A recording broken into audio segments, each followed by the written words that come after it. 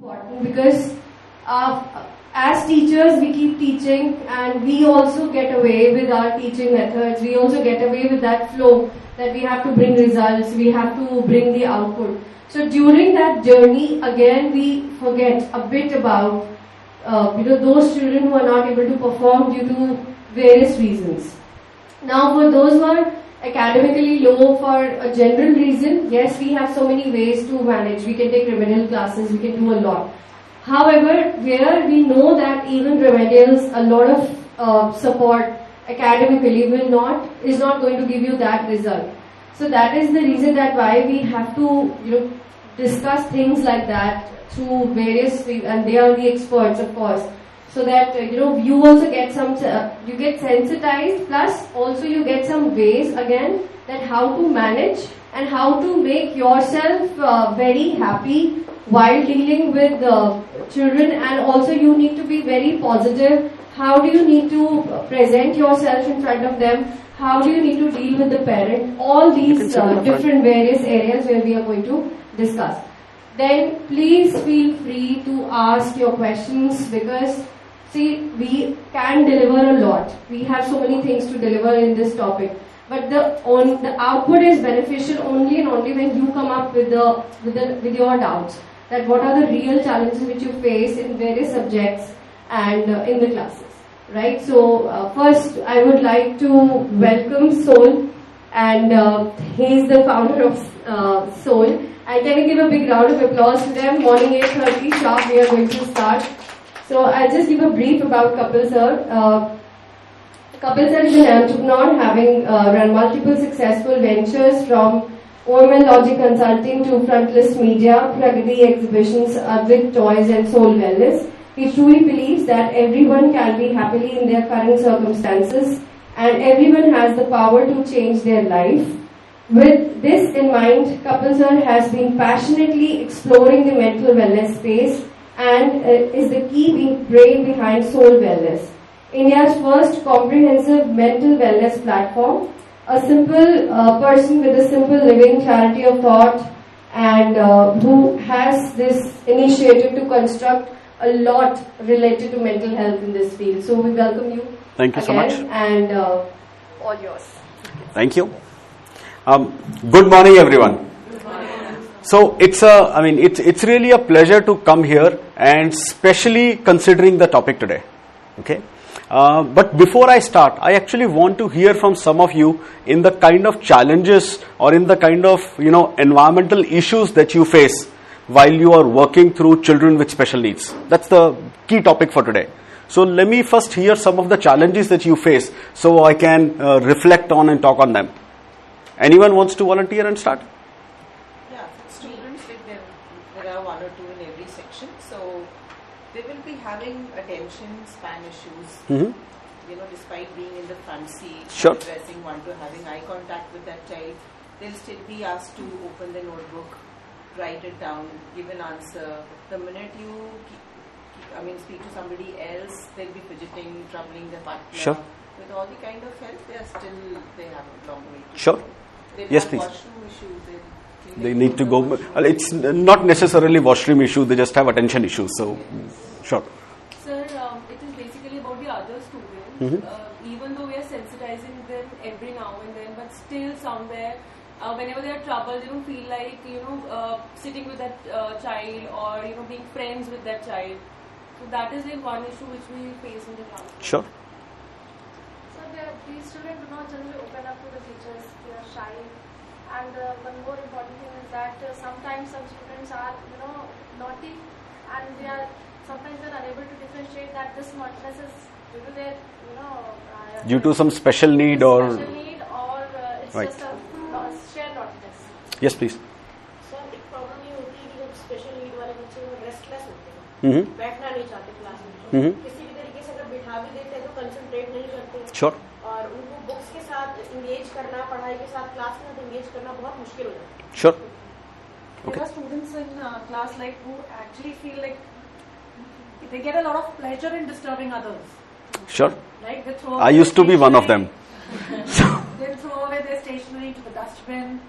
sometimes they just Making some sound. making sound or pull them, like hit them. Like, Mhm. there are so many things, and they actually find pleasure in it. Sure. Actually, sir, वो अपने मन की करते हैं. Teacher Sure. कुछ भी बोले, उन्हें कोई मतलब नहीं. हमें जो करना है करना ही है. Sure. So, great. And we all know that there is a need for inclusivity. Let me first ask, what do you guys think about that? What does inclusivity mean? Trying to incorporate their needs into the regular stream. Trying to incorporate special children's needs into the regular stream. Okay? But they don't feel left out. They Mhm. are A part of the part of bringing the them entire to the society. mainstream. Bringing them to the mainstream. Okay? Also sensitizing others about their Their needs needs. and Mhm. understand them better. Okay? This is why. But all said and done, no harsh feelings towards anybody, but it does disturb the normal course of Sure. daily activities. So, let me ask a question. There are three alternatives, right? One alternative is have separate schooling or separate structure or separate section or whatever for children with special needs. That's one extreme. The other extreme is don't care, don't worry, and everything is going to run like it runs for normal kids. And then there is a third pathway that says have capabilities or create an environment of inclusivity, so to speak, wherein these, and I struggle with this word inclusivity because, depending on how you define it, you could call this left extreme or this right extreme as inclusivity as well. You are giving them their own place to, do what is right, or you are treating them like everybody else. But then there is this third place that we have created called inclusivity, where we say be cognizant of everybody's special needs and create an environment where you recognize those special needs, you serve those special needs, but at the same time you try to streamline everything into a mainline system. Which of the three is the right option? So I guess to say differently, the question I am asking is, should special needs children be treated differently or should they be treated as the same? Since their needs are different, they have to be treated a little different. Okay? Since their needs are different, they need to be treated a little different. The demand of the child, I guess. Mhm. The pace of a special child is actually different from a normal child. Mhm. So if we actually have to give the special assignments and everything for them special. Sure. So if we go by the pace of a special child, obviously the other would suffer. Mhm. And if you are going by the pace of a normal child, then Special needs children suffer. Sure. By the way, let me actually start off by saying I don't envy any of you. I mean, and specifically since COVID has started, I've been saying teaching has got to be one of the most difficult jobs. I don't know how you guys handle remote teaching. My daughter, not even talking about school, my daughter in college used to take her classes lying on the bed like this. And I would say, what are you doing? I'm seeing the phone. My class is going on. I said, what? This is how you take, and she'll literally be down with one eye open and she's seeing half of the screen with that, and anyway, she may be watching this video, so let me not say anymore. Interestingly, just to finish on that thought, she is one of the founders of Soul Wellness with me. So, she's supremely good, but then that's how some of her college went. Anyway, so what's the right answer? Should we provide children with special needs with special systems?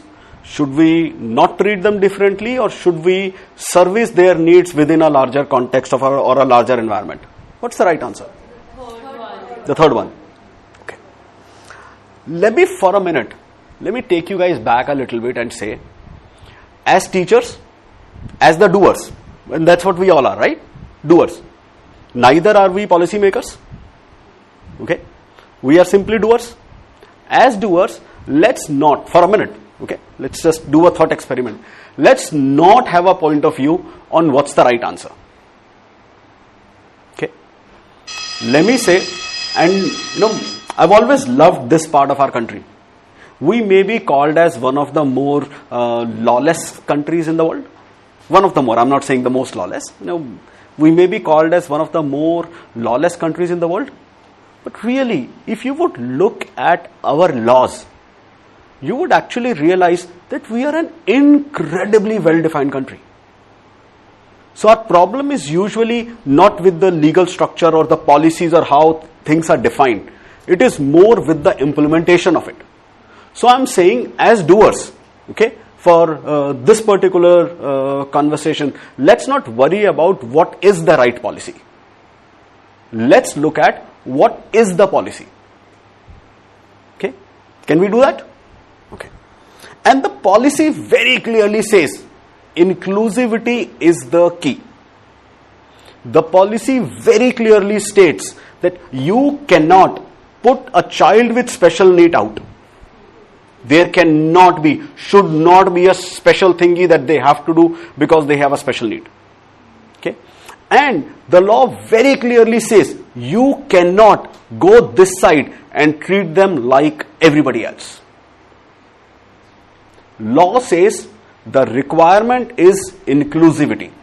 Now, all of us can sit here and argue what does this inclusivity get, what pressure does it create on normal kids, or reversely, what pressure does it create on the child with special needs, how will they grow up, how will they manage when they get into college, how will they manage when they get into a professional environment, blah blah blah, and all of these are very relevant and very good questions. And I'm saying, as doers, let's not worry about that. Okay? Because as policies, there are structures that are present. Okay? There are structures that are present within the schooling system. There are structures that are present in terms of, various schooling boards that are there, and of course, at the top level with the government. Let me ask, how many teachers in this room have read the, CPWD, the policy for special kids, or the policy for disabilities actually? Everybody has read? Okay. And everybody is familiar with the various notifications from CBSE that comes regarding how to handle children with special needs? So, let me actually start by putting out two key reasons for why this is, something that is starting to impact us all a little more. Number one, there is a huge recognition that all of these things, they run on spectrum. Okay? There is nothing called as a child with ADHD. There is, mild ADHD, there is moderate ADHD, there is slightly advanced, and then there is probably a more extreme case. Okay? And all of these are ADHD. Similarly, there will be autism. Okay? I mean, autism in fact is not necessarily even called autism anymore. It's called as ASD, Autism Spectrum Disorder. Right? Because it works on a spectrum. Similarly, learning disability. There is nothing called as learning disability. You get, you get tested, you get screened, you get assessed, and then they say what level of learning disability are you on.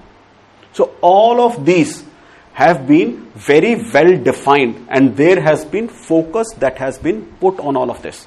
So in a lot of ways, the fact that we have all become more aware of all of this, okay, we need to incorporate it in a lot more detail. I mean, each one of you, and I will actually really appreciate if some of us can share some examples. Each one of us can probably not think as teachers, but rather go back to our experience as kids, where there used to be this student in our class that now we know it was ADHD. We didn't, back then we just thought, he's just a disaster. Or back then there was this kid with, autism, and we just thought, he's different. We don't want to deal with him. We don't want to be friends with him. We don't want to have anything to do with them. Right? We all have seen those cases. We all have grown up working through, living with them. I think what is the need of the hour now is for us, and teachers probably have the highest rate of responsibility in this. Way more than the parents. Parents have what? I mean, an extreme case I have seen is a parent with 2 special kids.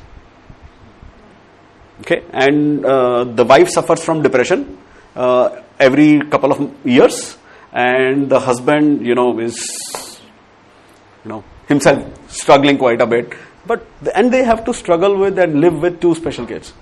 and they don't have to worry about any other kid, they just have to, right? And we are talking about every class where there is 30 to 40 kids that each one of us have to live with, that each one of us have to care for, some of them being special kids and some of them being normal kids. I'm sure every class has one case of learning disability, one case of ADHD and one case of ASD. Every class would have that, right? And that's, reasonably, that's the national or the regional or actually the global average as well. Okay, 10%, 15% people will have some kind of special needs requirement. What we as teachers need to do is, first of all, be clear around the kind of support that we will provide. And the reason I said, as doers, let's not worry about, what's the policy. Let's just look at the policy and implement it. I'm saying that because it will be great if we can all have a consistent framework to deal with it all. One of the challenges that, our classes suffer with is not whether we are being careful about them or not being careful. It is many times teacher A gives extreme special attention and teacher D says, I don't want to deal with it. I think one of the prime requirements of this sensitization, okay, we all are aware, right?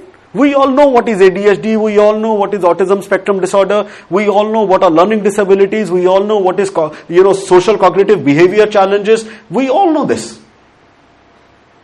What I'm saying is, I think there is a need for all of us, okay, specifically in individual schools, okay, for every teacher to create a consistent framework of how they will deal with it, or consistent framework of how they will approach it.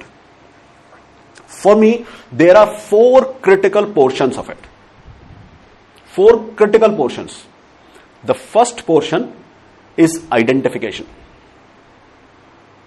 The first portion is identification, and it becomes a huge challenge.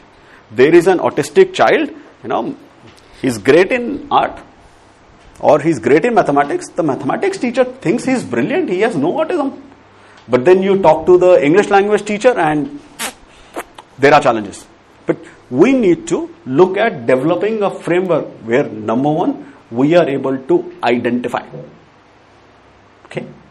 As we identify, we need to ensure that these kids are put through a screening system. And note, I am not talking about a screening system only for LD. I'm even talking about a screening system for ADHD, for autism, and for all other social, cognitive, and other behavioral issues, which are not necessarily, learning disability only. Okay, which are not considered as disability at all, which you could treat as, mild illnesses if you want to. But number one aspect is identifying, then doing the screening and assessment so that we all have a consistent framework of where the child is. My sincere advice to everywhere I talk is do that for every child. This identification, screening and assessment, do it for everyone or almost everyone in whatever the case may be. Okay, but do some level of screening and assessment so that you are able to identify some key aspects of kids' personality as they are growing up. I'm not saying do it every month or do it every day or do it every year. Okay, but once every few years, incorporate a culture where you do identification, screening and assessment. One part. Second part, as teachers, specifically teachers in teaching one class. So let's take 7th class as an example. All the teachers that are taking care of 7th class need to have a 30-minute or a 1-hour session maybe once every month. Okay, and I understand, how busy your lives are, so how difficult it is. But even within that, I think the teachers need to have a 30-minute or maybe a 1-hour session every month in talking about that particular class, in figuring out who are the kids who have special needs. Have they been identified? Have they been screened? Have they been assessed? And then what sort of structure, what sort of implementation has been done for each one of them on an ongoing basis? And develop a consistent methodology there. It really, and I'm telling you, it confuses everybody. Both the normal kids as well as the kids with special needs. When teacher 1 works differently and teacher 2 works differently and teacher 5 works differently. We need to have a consistent methodology. That's probably the biggest factor that kind of inhibits progress today. That every teacher has their own, their own beliefs in life. Okay, however you look at it, then they have their own approach and methodology, and then they have their own way of dealing with situations. And I understand we all are humans, right? So we have our own personalities, we have our own approaches and our own ways of doing things. But if we can develop consistent structures, consistent frameworks around it, I think both for the children with special needs, as well as for the normal children, and along with that, for you all, that will provide a huge amount of value. Because now you are working consistently, so the children at least are not confused. They understand this is the methodology that they will see again and again versus different in case 1 and different in case 2. Extremely important. The third part of what is needed is to fully prescribe to the government policy and provide support as per that. Okay, and I think we are here in one of the more advanced schools, right? One of the schools that doesn't mind going outside of the traditional orthodox and wants to be modern in the way they implement policies or in the way they do things. So things like shadows, things like scribes, things like readers, things like special educators, and you are here, so of course the school takes care of special education. All of this are provided within the school framework.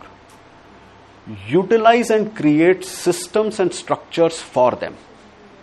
Okay, the CBSE, we are CBSE board, right? CBSE has well-defined policies for it. Okay. They go to the extent of, a kid is allowed to have, first, if they have been assessed and if they carry a card that's, after the assessment, then they are allowed to have a scribe or a reader. Okay, they are allowed to have a shadow.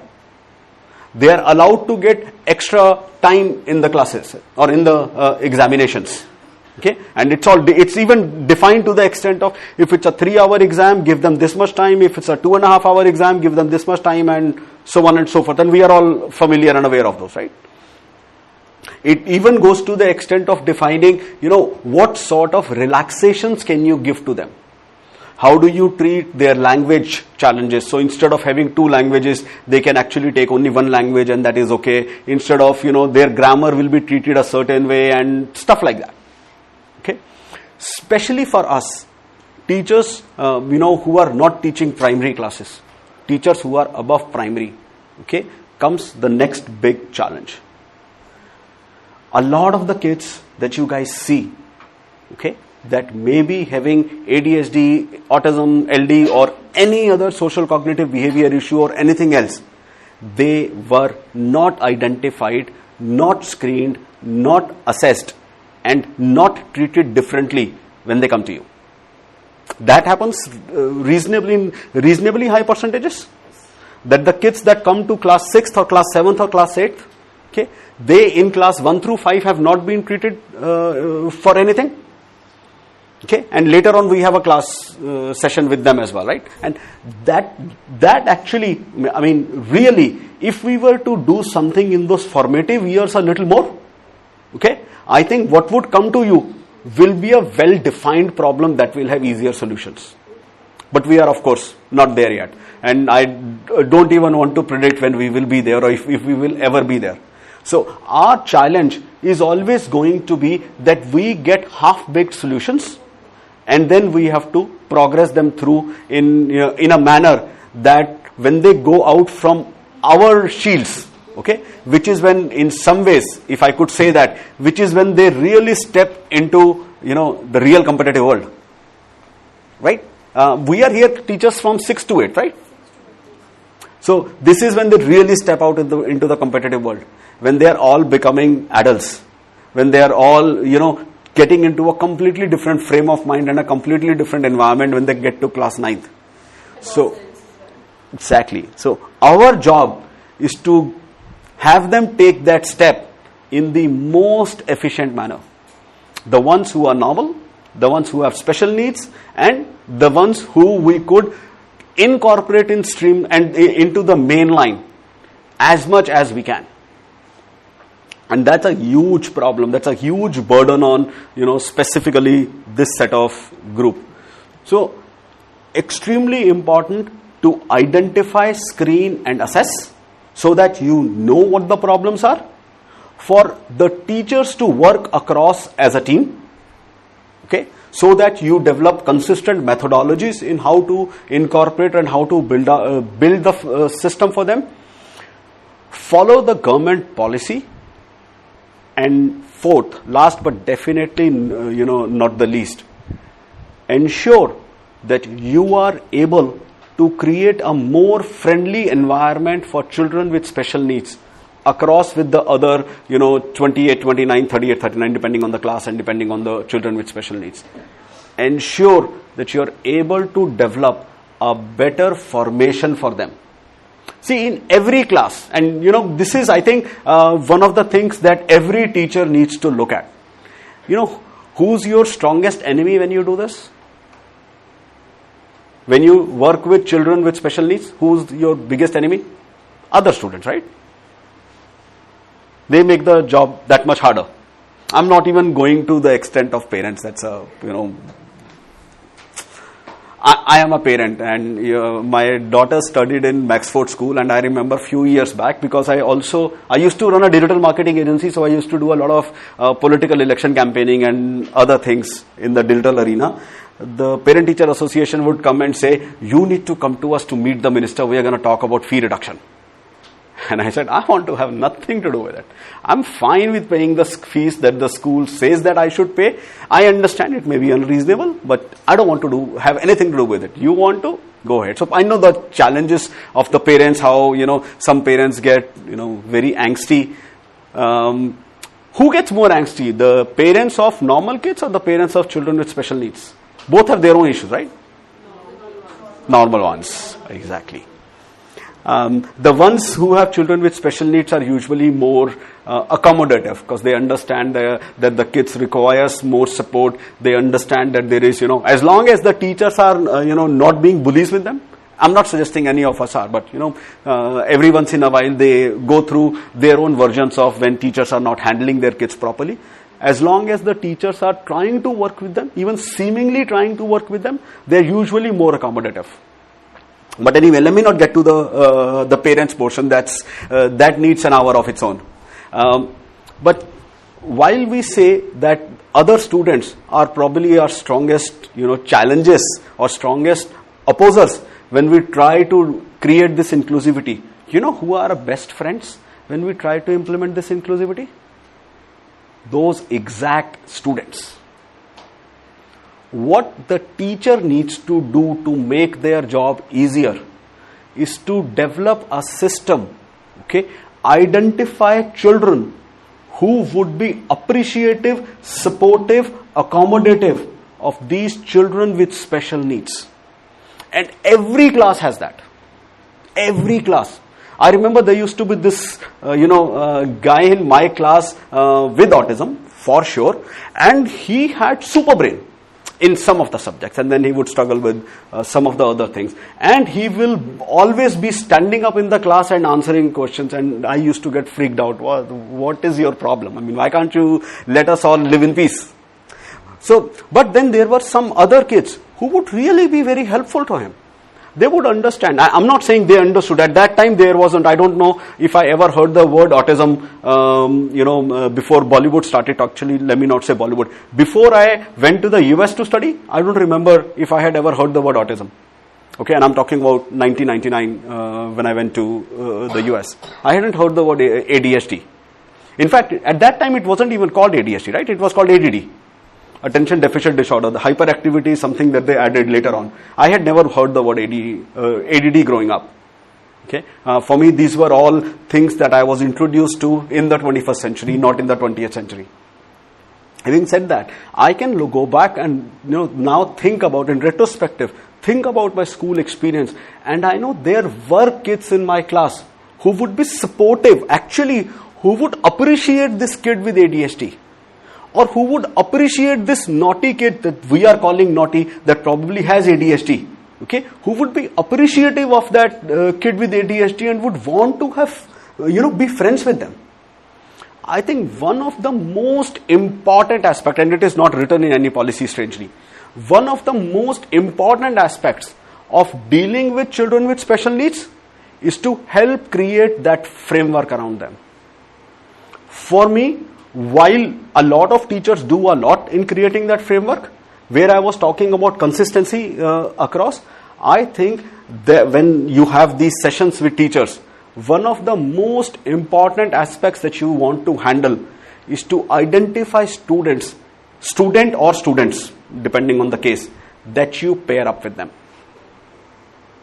Okay, those who will be accommodative, appreciative, those who might actually learn a thing or two. I mean, this guy had so much of, and by the way, last I heard, he was, vice president in some part of Microsoft. So he was bright. There's no doubt about it. He was bright.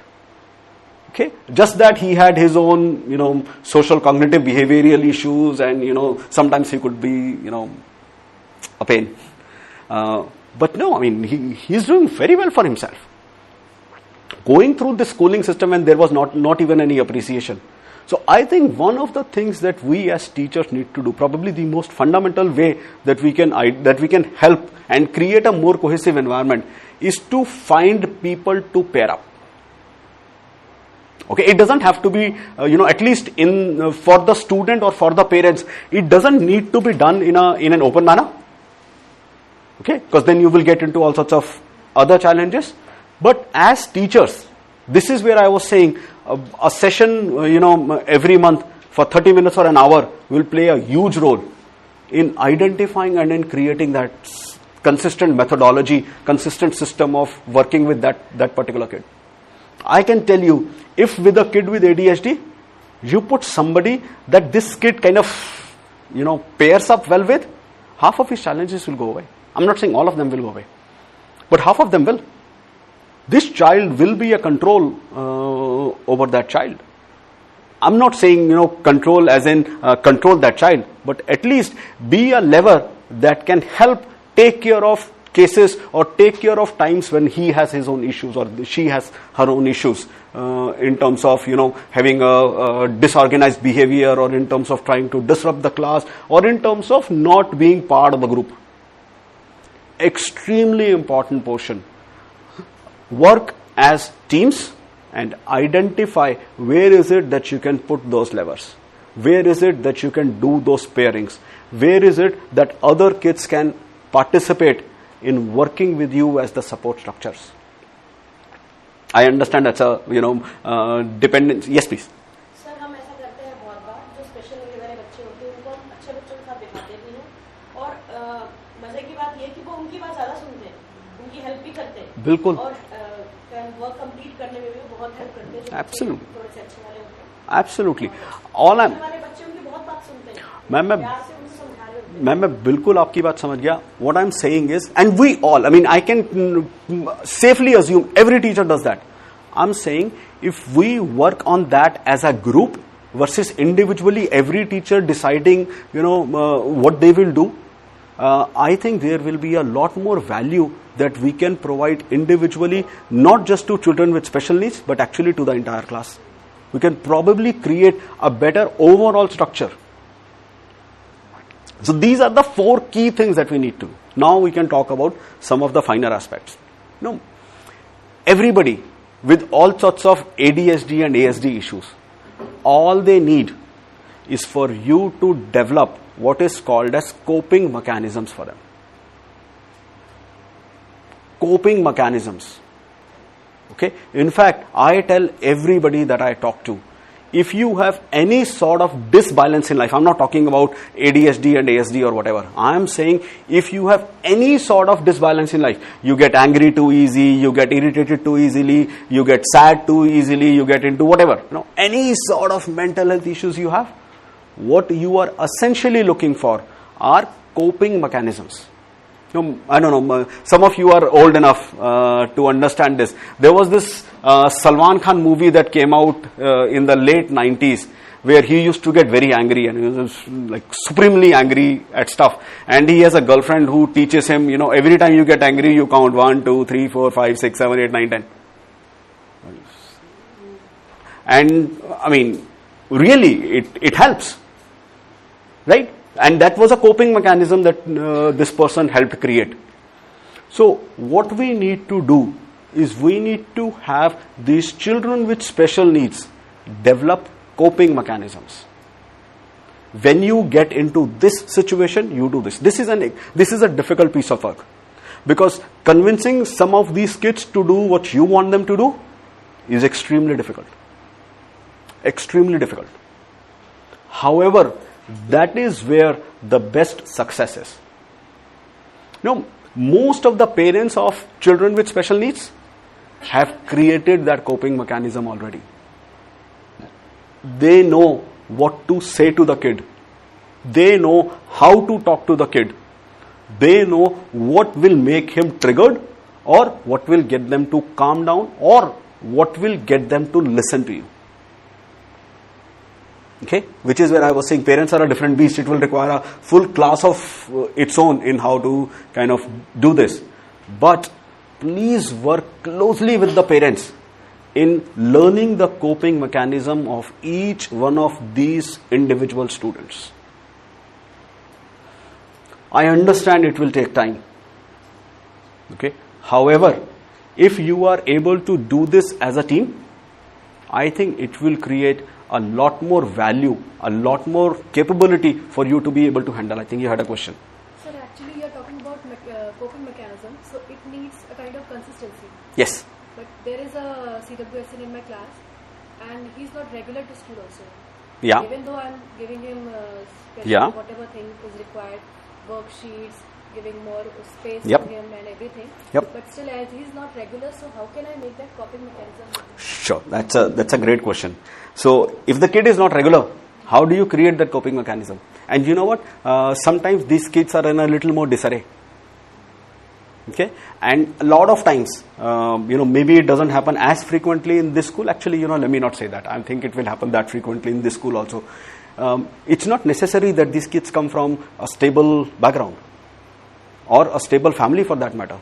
So one day they are coming to school when they are calmer, and the other day they saw some kind of a blow up in their house first thing in the morning, and they are coming to school in an extremely agitated state. I understand your challenge in that, and I'm not suggesting it resolves 100% of the problems. Okay, but this gives you one avenue, one approach in how you will be able to create a better framework. Whenever this kid comes up, he uses these coping mechanisms. When this kid doesn't show up, there is at the end of the day one thing which is where I was saying let's simply be the doers. Okay, let's follow Gita a little more closely. You do your job, and beyond that there is no control, right? If this kid doesn't show up to class or suffers from something else or is not able to kind of get to intermingle with the main line, it will happen, life and fair. And also, with all the work that we will do, okay, we are not talking about creating equality. Okay, equality is a very badly understood concept. All we are talking about is two things. Number one, we are talking about equality of opportunity. We are saying beyond the realms of behavioral issues and beyond the realms of whatever disability, intellectual or otherwise, that a person has, let us ensure we provide them with equality of opportunity. We can't be responsible for the outcome. I mean, that will be stupid for somebody to assume that we can be responsible for the outcome. All that we can be responsible for is providing the same opportunity. All the framework that you have to create, all that the policy says, is you do your best to provide the same opportunity. Beyond that, there is no right answer. There is nothing much that you would be able to do. So I hope I answered your question. Okay. So working with the parents, I was talking about working with the parents. Please, individually, with all of them, get the coping mechanisms well laid out. And they all have it. They all have it. And sometimes you would have seen that the kid would be extremely agitated and you would get a parent on the call and cools down just like that. Some of you can even call it spellbound, but it's not a spell. It's simply a coping mechanism. And it works all the time. The fact that the kid is coming to school means there is some coping mechanism that have been created because of which the kid is able to come to school. As simple as that. So, work with the parents in identifying what are the coping mechanisms that they have created in their house to deal with that student in cases when they become angsty, or in cases when their social behavior tends to trouble others. And that is where it is important to lay out these problems into two distinct elements. One element is when they are a problem for others. Okay? So when that one child is disturbing everybody else in the class. Okay? Either because of their learning speed, or because of their behavioral issues, or because they are just trying to distract the class at that point of time. Whether they are seeking attention or something else, let's not even worry about why they are doing it. That's a different problem than when you actually think about the specific needs of that child in their growth. And please, by all means, treat these two problems differently. Don't mingle the two. Okay? One is an immediate problem that you need to resolve for the benefit of everybody else. And one is a problem for that specific kid that you need to resolve for the benefit of that specific kid. But, they are distinct problems. Fair? Okay. So, let me take more questions because I think that will provide a lot more clarity. Anybody has any specific questions before I go forward?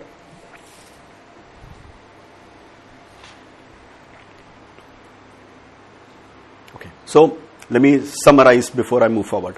Number one, screening, assessment, identification, screening and assessment. Extremely important. Okay. Number two, consistent screening and assessment. That was the number one, identification, screening. Second is consistent framework to be created by the teachers. Exactly. Methodology. Yeah.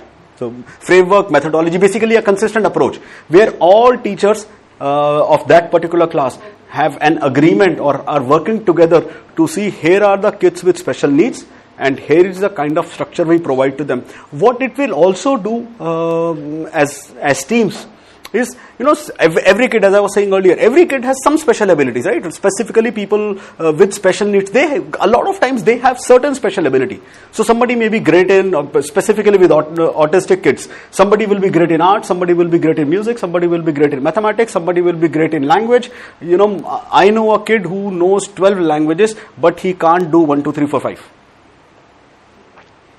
Okay, well, what are you going to do? So the language teacher may think they don't have a problem, but if you are creating these consistent methodologies, then you are creating these consistent methodologies that can really help out and create a system for all. So follow these 4 pointers closely. The fifth that I mentioned was the parents one. Okay, extremely important. Learn their coping mechanisms. Last, definitely not the least, the role of special educators. Actually, let me redefine the role of special educators in 2 distinct parts. One is role of a special educator and the second is role of a counselor. Okay, and it is important for 2 different reasons. The role of a special educator is to work with children with special needs. That's what you usually do, right? Work with children with special needs. And she should be able, within the school framework, there should be a structure where you are able to get help as needed. I don't know how much of that you normally require or how much of that you are able to gather. But for you to be able to get help as you would need on an ongoing basis, whether it is certain other special educator with a specific capability or something else, you should be able to do that. Number two, you as special educator, you should have a methodology of your own, which is not always just dependent on a case rising up. Okay, so the role of a special educator and getting a special educator involved in all such cases. Second part is counseling. Okay, I think counseling as a capability is needed not just for the kids with special abilities, but perhaps for everybody. Okay, and this is where it is a very important aspect of looking at spectrums for these things.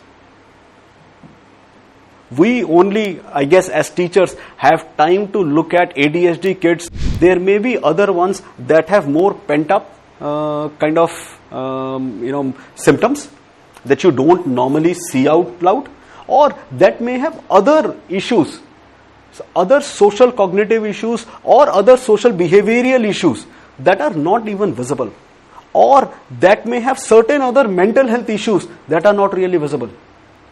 Okay, as I said, every child comes from a different background, 2, different family circumstances, and 3, a different head of their own.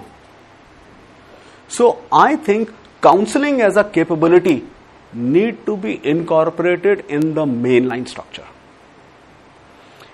In a lot of ways, if you do that, it is also going to help kids with special needs.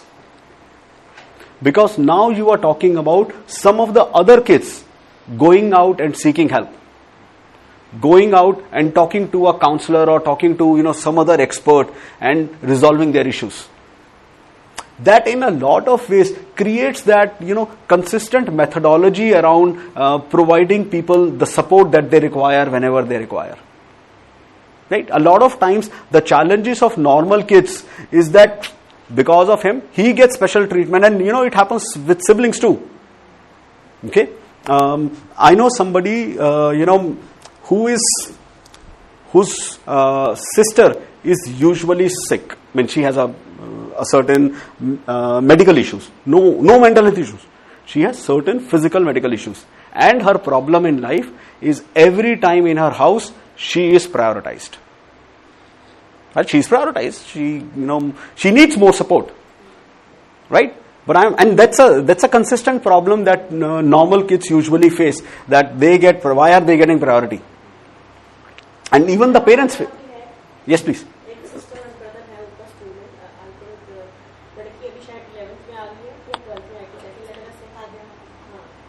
भाई बहन है, भाई थोड़ा सा special है, लड़की ठीक है, तो जैसे ही वो उसके पास जाता है उससे मिलने के लिए, तो वो इरिटेट हो जाती है.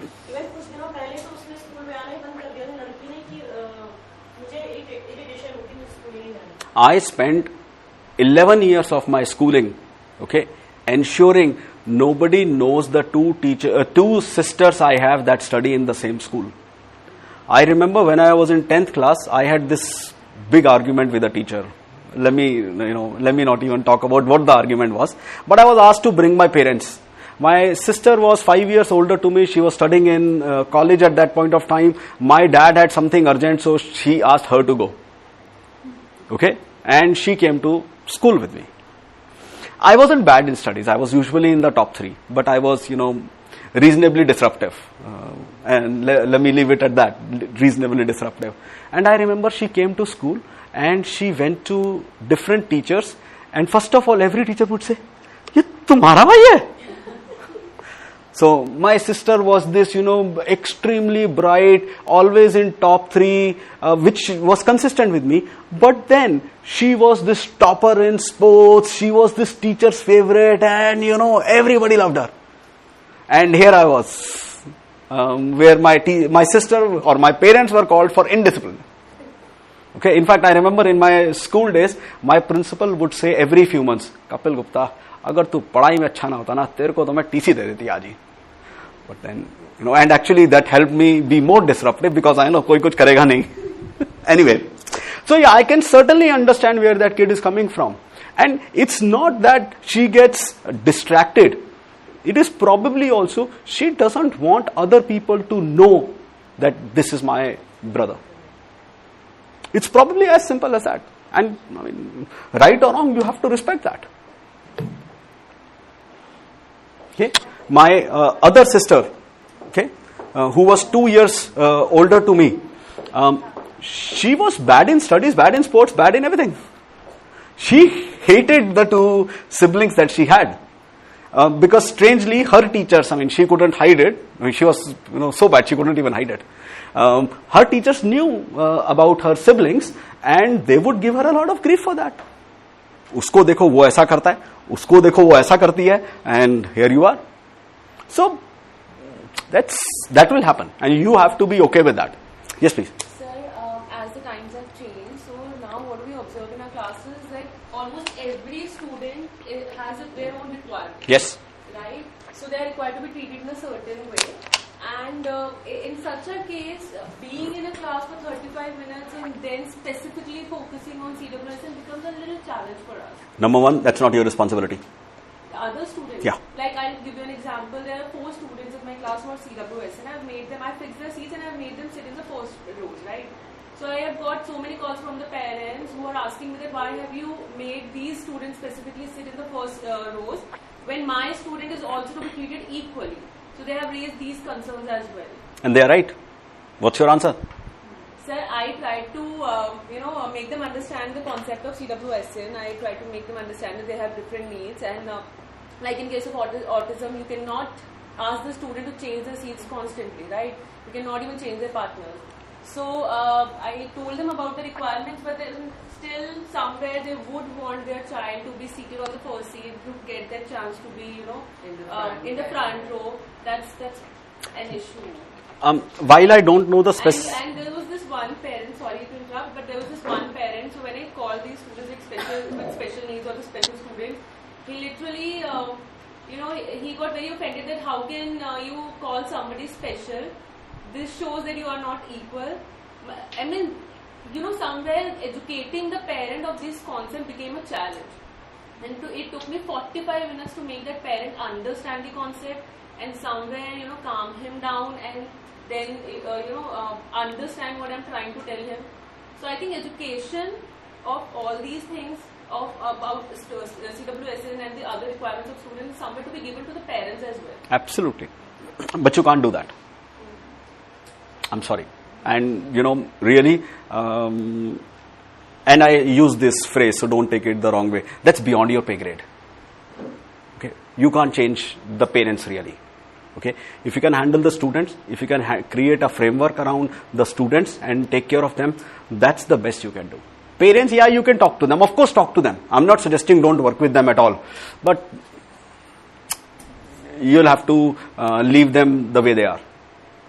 See, let me ask one question.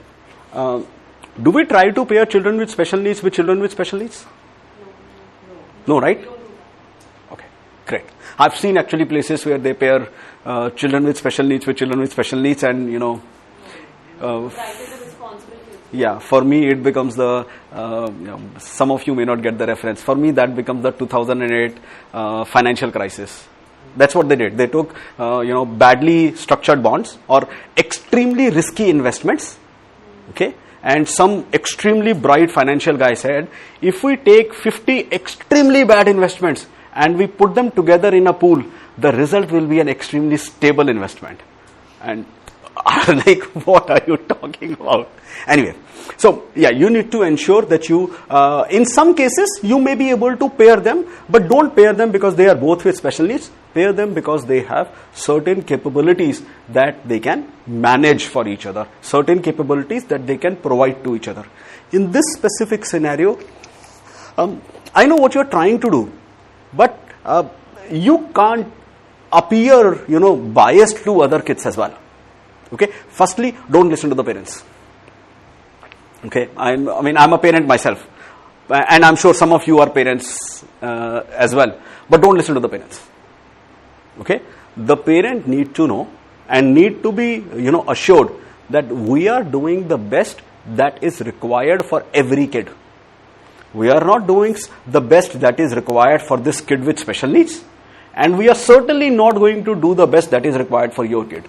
See, in a lot of cases, and we suffer from that. Okay? In a lot of cases, what happens is special, capabilities are given to those who have the loudest voice. Especially when it comes to schools, okay, special capabilities are given to kids whose parents have a louder voice, because they will come and create, hell in school, because they will come and trouble the principal, or because they will come and complain against you, or because they will come and do whatever.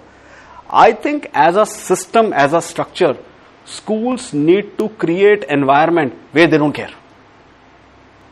Parents का तो काम है to come and ask for special things for their kids. It's their job, and they're not doing a bad job at that. It's their job. They have to worry about their war, right? But the schools need to be reasonably separated from that. They will come, you listen to them. Your job is to ensure them that you as a school are doing what is needed. And that is the best that can happen. Beyond that, nothing. You are not accountable. You should not be held accountable to the 30 or 40 parents that are in your class. You should be held accountable to the students performance, and probably some kind of a system within the school that looks at your performance. I know, as a school, you are very parent positive, okay, for all the right and the wrong reasons, but you cannot do that. You have to create the system that works for the kids, for all of them, not for some specific ones of them, not for the ones that have a loud voice only, but for every one of them. So I think the question that you need to answer is, should the entire row up front be kids with special needs, or do you want to do it slightly differently? When you are pairing kids, you definitely have, some other kids also be part of that. So they are sitting in the front as well.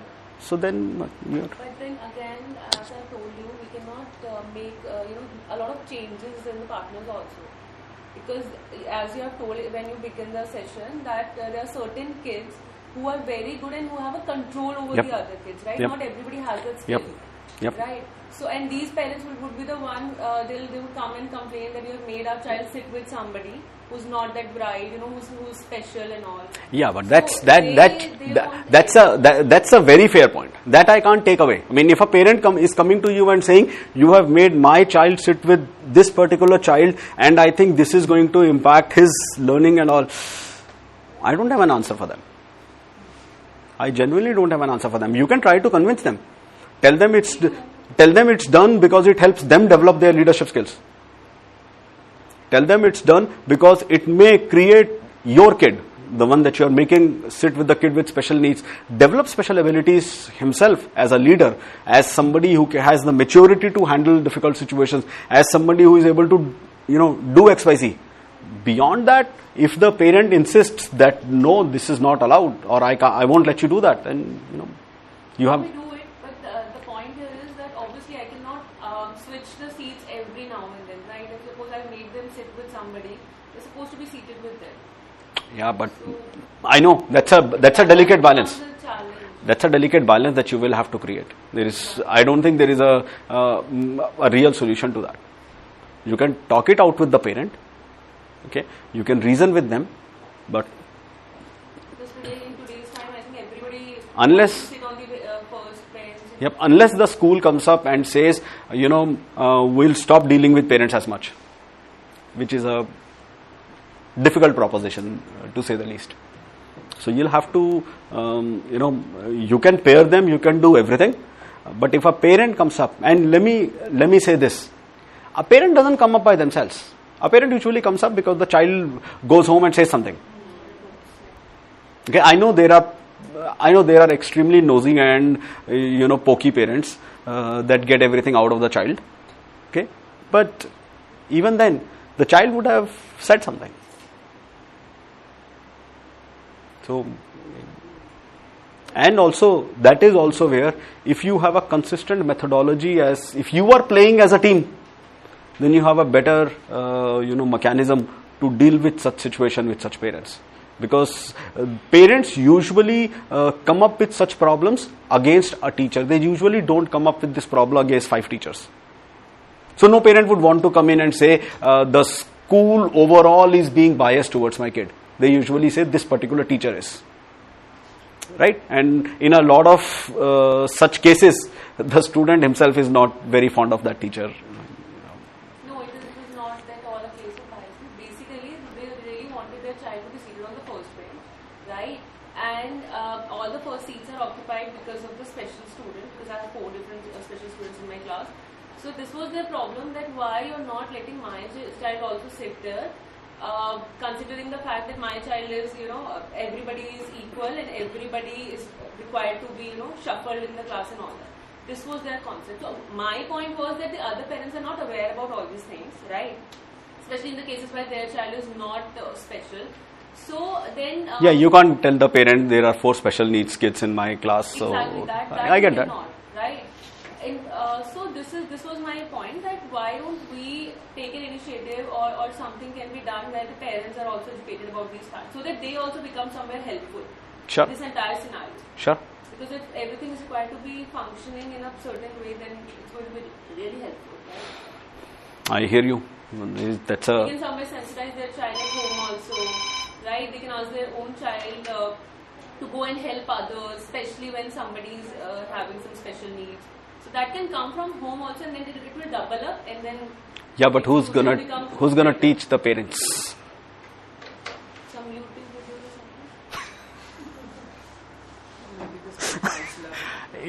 something? Let me say, that is one of my key focus areas. Okay, let me actually give a little bit of a background about what we do. Okay, so we are not just focused on kids with special abilities. Okay, we're not just focused on kids with or people with special needs. We as a mental wellness organization actually work with everybody. Okay. I have an idea here. Yes, please. Because in my daughter's school, what happened, she was made the volunteer to help a child who was blind. Right, throughout the day, my daughter was helping that girl who was blind and was escorting her throughout. And by the end of the session, she was rewarded with a big trophy and a badge. So this initiative our school can always start. Absolutely. You can start it off as teachers, not even as a school. Not even as a school. So we teachers can always take an initiative. Yes. It's not about the students, it's about the Parent. parents. So the parent will get to know about this, no?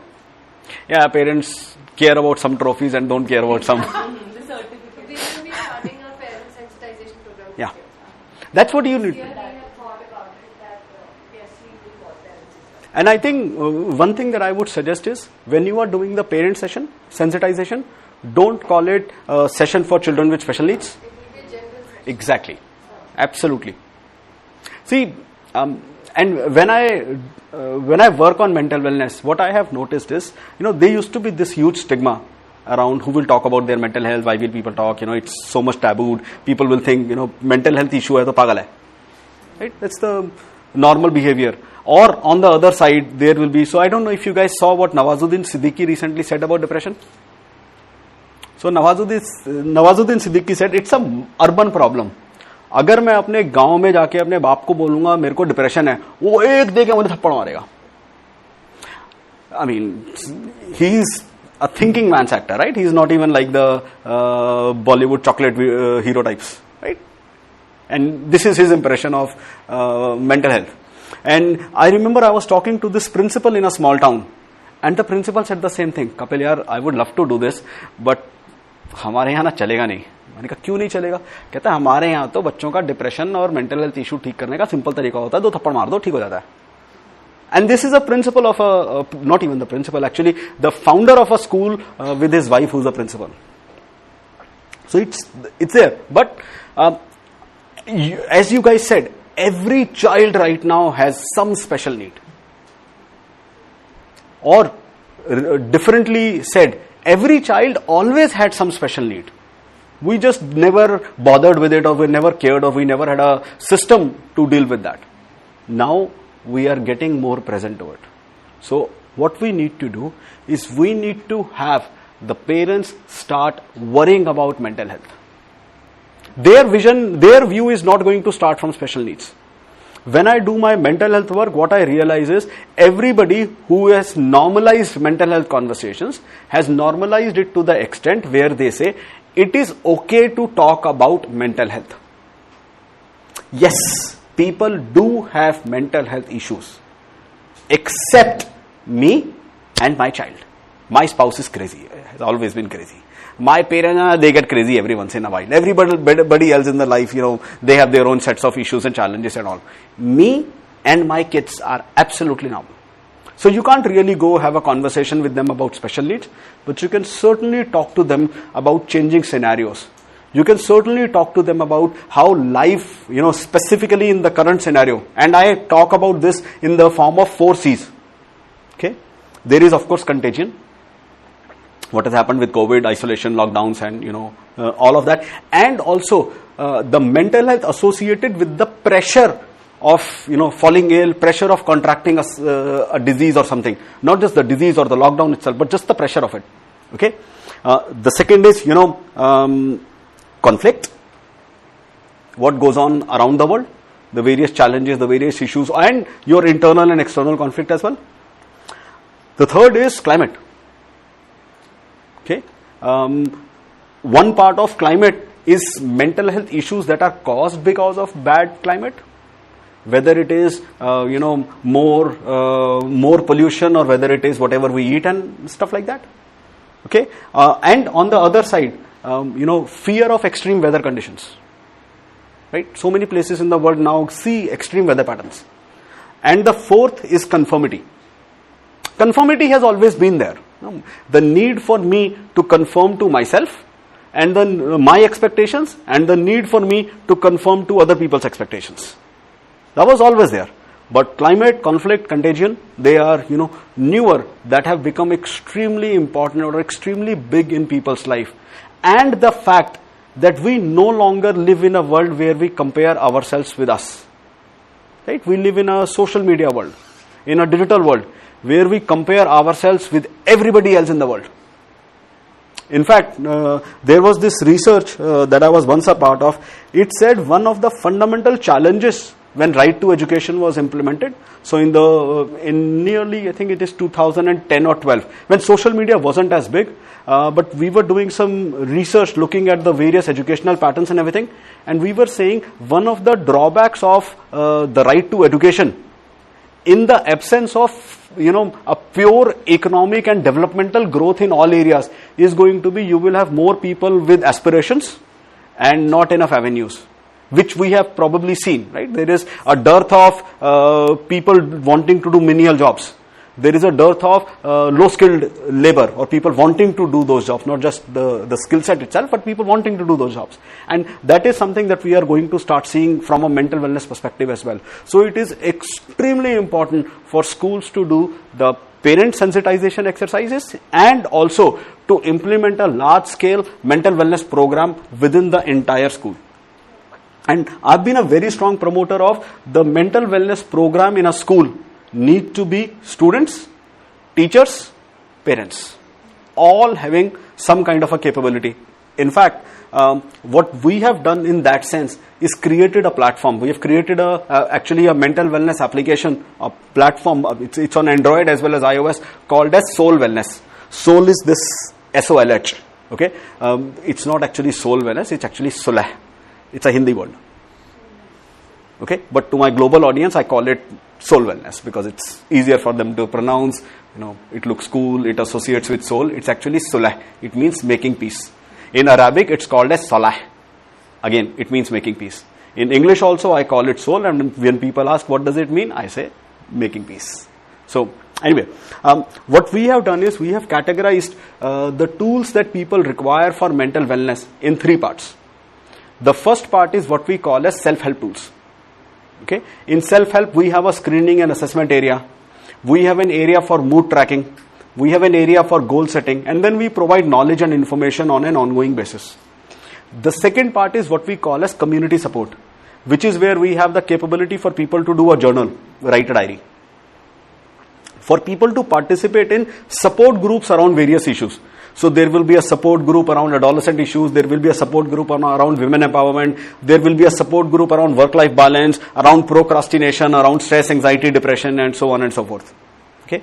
Then we provide people with full anonymity within that.